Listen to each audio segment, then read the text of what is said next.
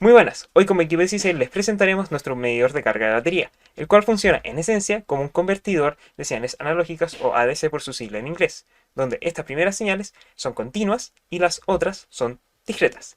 En nuestro caso teníamos como límite 10 volts y definimos 8 estados distintos donde cada uno tenía 1,25 volts más que el anterior. Con esto utilizamos el circuito de alambrito, que está compuesto por comparadores, aparato que se encarga de dar una señal medible en su salida si es que la entrada está bajo un umbral de voltaje, si no, da tierra. Su uso frente a una PAM se justifica a que este aparato puede tener cierto retraso en recuperarse de sus saturaciones, que si una señal de entrada es muy rápida puede generar errores en la salida. Dicho eso, el comparador que se utilizó fue el LT1011, que es un colector abierto, y esta es una salida a un circuito que funciona en esencia como un switch, que está abierto o conectado a tierra, donde tiene una pull-up resistor, que en el proyecto le llamamos RL, cuyo valor no importa mucho porque su función es evitar cortocircuitar la red de alimentación. De esa forma, si se utiliza otro, se construye un circuito llamado un window detector, que es precisamente lo que estamos buscando, lo que nos presenta Alambrito, dado que tiene un cierto umbral donde entrega un voltaje de salida y en el resto da tierra. Cuestión que ahora Maximiliano les explicará. En este caso, nosotros vamos a calcular la corriente 1 que circula por el sistema, asumiendo que no circula corriente en las entradas de los comparadores. Y esto resulta en la siguiente expresión. Despejando la corriente 1, obtenemos la siguiente expresión. Luego, nosotros vamos a calcular el voltaje 1 que entra en el comparador. Para ello, aplicamos la siguiente expresión. Realizando la siguiente resta, obtenemos la siguiente expresión marcada en rojo. Luego calcularemos la diferencia de voltaje que entra en el comparador, obteniendo la siguiente expresión que debe ser menor a 0. Aplicaremos el mismo procedimiento, pero para el voltaje 2. Aplicando la misma lógica que el voltaje 1, obtenemos la siguiente expresión del voltaje 2.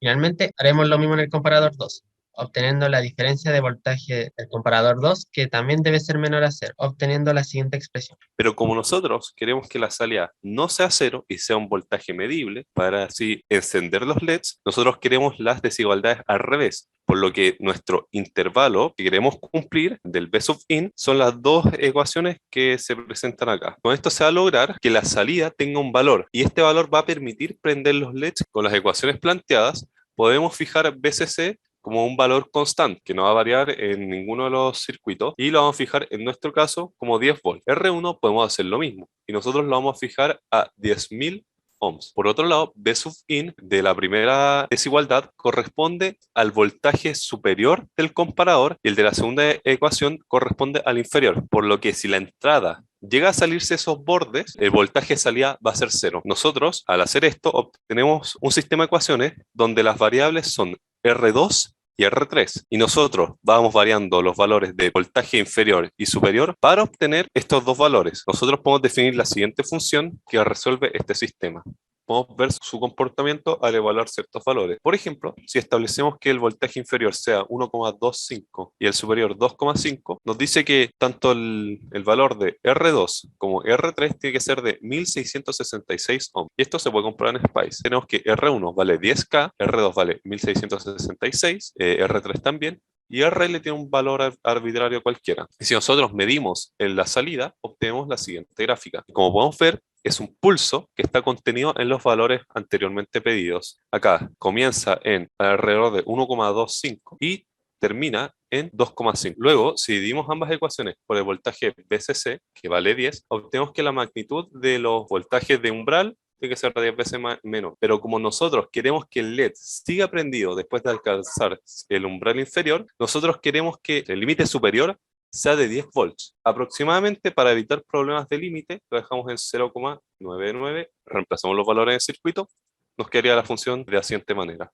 Luego, siguiendo el mismo procedimiento anterior, todos los LEDs queremos que su voltaje superior sea del 0,99, pero el voltaje inferior queremos que se vaya aprendiendo a poco cada LED, por lo que cada siguiente intervalo tiene una diferencia de 0,125 volts. Luego se reemplazan los valores anteriormente obtenidos en cada circuito para así obtener la salida única de cada uno de estos. Si medimos el voltaje medio de estos circuitos, obtenemos la siguiente gráfica. Se ve que se obtiene lo que se quería, donde a partir de cierto voltaje umbral de entrada, el voltaje de salida se mantiene prendido, por lo cual nuestros LEDs no se van a apagar a no ser de que se baje de este umbral. Para comprobar lo dicho anteriormente, simulamos los LEDs mediante resistencia de 440 ohms y como podemos ver, cada una de estas pasa corriente según el voltaje de entrada, por lo cual se logra medir el voltaje de la batería en formato termómetro.